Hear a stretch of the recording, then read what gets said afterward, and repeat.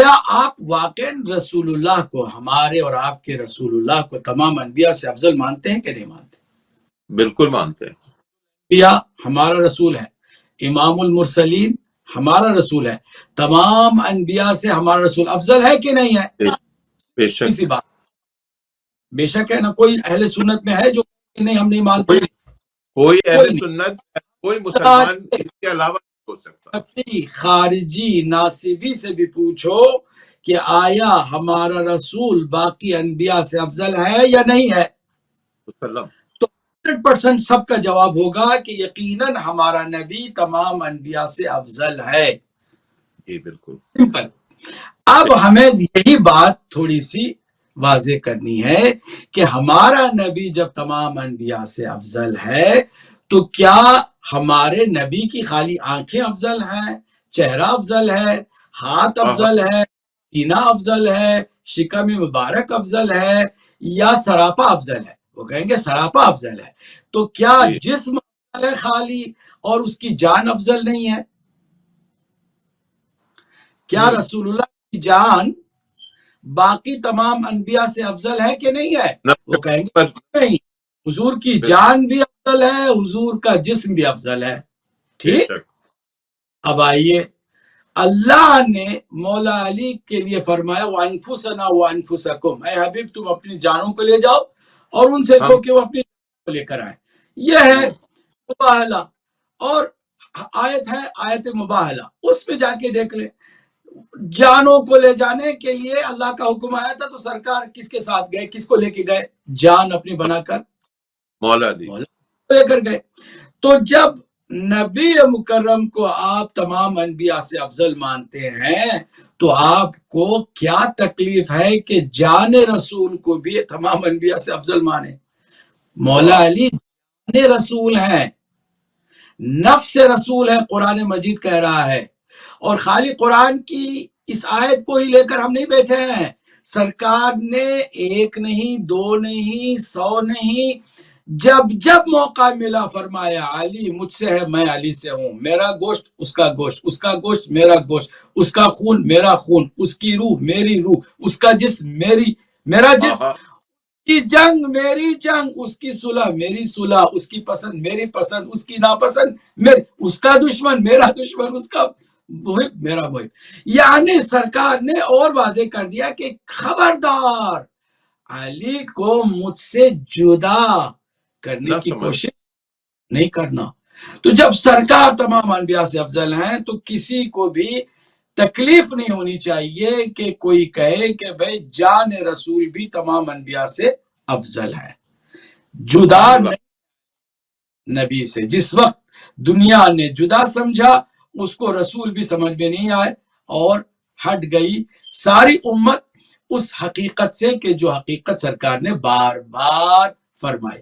اب میں ایک بتا رہا ہوں، اہل سنت کی کتاب میں معتبر اور صحیح سند کے ساتھ حدیث موجود ہے کہ مولا علی کے لیے سرکار نے فرمایا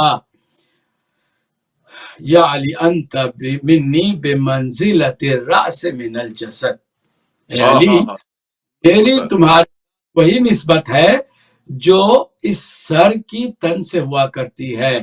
انسان کا تعارف اور شناخت چہرے سے ہوتا ہے۔ سبحان اللہ۔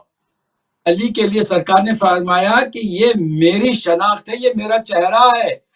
کوئی کہہ سکتا ہے کہ رسول جو ہے وہ تمام انبیاء سے افضل ہے مگر اس کا چہرہ انبیاء سے افضل نہیں ہے، کہہ سکتا ہے؟ یا تو پھر وہ بغض رکھتا ہے یا پھر عقل نہیں رکھتا۔ اگر عقل رکھتا ہے اور بغض نہیں رکھتا تو اس کو 1 سیکنڈ نہیں لگے گا ماننے کے لیے کہ مولا علی اگر حضور کی شناخت ہے اور حضور کا چہرہ ہے تو رسول اللہ جب تمام انبیاء سے افضل ہیں تو علی بھی تمام انبیاء سے افضل ہے۔ یہ دوسری دلیل میں نے دے دی۔ تیسری دلیل، تمام شیعہ سنی سب لکھتے ہیں کہ غدیر میں سرکار نے فرمایا من کنت مولا ہو فعلی مولا، میں جس کا مولا ہوں علی اس کے مولا ہیں۔ کیا تمام کا مولا ہمارا نبی نہیں ہے؟ آدم علیہ السلام السلام سے لے کے حضرت عیسیٰ تک تمام انبیاء کا میرا مولا نہیں ہے، رسول تمام کا مولا نہیں ہے تو فرمایا میں جس کا مولا ہوں، علی بھی اس کے مولا ہے۔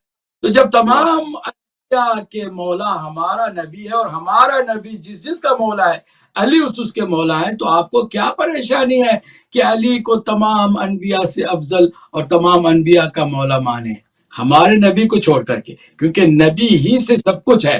نبی نہیں ہے، ہمارا نبی نہیں ہے تو آپ کچھ بھی نہیں دیکھیں گے، کسی میں بھی نہیں دیکھیں گے، ٹھیک ہے؟ تو اب جو ہے یہ 3 دلیلیں ہم نے رکھ دی ہیں۔ اب اگر کوئی کہے کہ ہم ان کو ہم سنیں بھی مانیں بھی پھر بھی کہیں کہ نہ علی نبیوں سے افضل نہیں ہو سکتے، تو پھر وہ نبی کو گالی دے رہا ہے، نعوذ باللہ نبی کی عظمت گھٹا رہا ہے، ہمارے اپنے نبی کی عظمت گھٹا رہا ہے، کیونکہ نبی کو مانتا ہے افضل تو اس کو ماننا پڑے گا کہ جو اس کی جان ہے وہ بھی افضل ہے، جو وہ مولا تمام کا قرار پایا ہے تو سب کا وہ مولا ہے، اور اس میں کسی کو پرابلم نہیں ہونی چاہیے۔ 3 دلیلیں میں نے دے دی نا، میں چوتھی دلیل دے رہا ہوں۔ چوتھی دلیل کیا ہے؟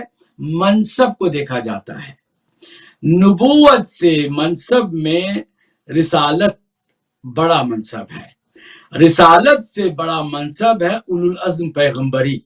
یہ جو اولو العزم 5 پیغمبر ہے نا، باقی تمام نبیوں میں 5 سب سے بڑے رسول ہیں، اس کا سمپل ترجمہ بڑے رسول کہہ کے کیا جاتا ہے، شیعہ سنی سب کرتے ہیں، 5 بڑے رسول ہیں، ٹھیک ہے؟ تو یہ منصب ہے، اور اس منصب کو قرآن نے واضح کیا ہے سورہ بقرہ میں۔ حضرت ابراہیم علیہ السلام نبی تھے، پھر ارتقا ہوئی، ترقی کر کے وہ رسول بنے، پھر مزید ترقی کر کے اولو العزم پیغمبر بنے، بڑے رسولوں میں آپ کا شمار ہوا۔ پھر اللہ نے فرمایا وَإِذِ ابْتَلَىٰ إِبْرَاهِيمَ رَبُّهُ بِكَلِمَاتٍ، پھر اللہ نے ان کے رب نے ان کا امتحان لیا، بہت سخت امتحان تھا، اور اس امتحان میں جب کامیاب ہو گئے فَأَتَمَّهُنَّ، جب تمام امتحانوں میں سرخرو ہوئے، کامیاب ہوئے، تو اللہ نے فرمایا قَالَ إِنِّي جَاعِلُكَ لِلنَّاسِ إِمَامًا، اب آپ کو امامت کا منصب بھی آپ کو عطا کرتے ہیں۔ تو منصب کے اعتبار سے نبوت کا منصب چھوٹا ہے، رسالت کا منصب چھوٹا ہے، اور امامت کا منصب ان سب سے بڑا ہے۔ تو جب تمام منصبوں میں بالا تر امام کا منصب ہے، امامت کا منصب ہے، تو یہ جو 12 امام ہیں رسول اللہ کے جانشین ہیں، جبکہ ہمارا رسول بھی نبی ہونے کے ساتھ ساتھ، رسول ہونے کے ساتھ، اولو العزم پیغمبر ہونے کے ساتھ ساتھ امام المرسلین بھی ہے، تمام رسولوں کا امام بھی ہے۔ چونکہ آپ مرسلین کے امام ہیں اور آپ کے بعد آپ کے جانشین ہی کو اللہ نے امامت عطا فرمائی ہے، اس لیے امامت کے منصب کو دیکھا جائے تو باقی تمام نبیوں سے یہ جو 12 امام ہیں رسول اللہ کے بعد، جو خود سرکار کے زندگی میں آپ خود امامت کرتے رہے، اس کے بعد یہ 12 امام ہیں، وہ بھی افضل ہیں۔ یہ 4 دلیلیں ہم نے پیش کر دی ہیں۔ چیلنج ہے کہ کسی ایک دلیل کو بھی کوئی کاٹ نہیں سکتا ہے۔ قرآن کی آیتیں ہم نے پیش کی ہیں، حدیثیں پیش کی ہیں، عقل کا سہارا لیا ہے، اور استدلال واضح طور پر منطقی ہم نے کیا ہے۔ اگر کوئی اس کا انکار کرتا ہے تو وہ اس کی اپنی بدنصیبی ہوگی، اور اس میں ہم اس کا علاج کچھ اور نہیں کر سکیں گے۔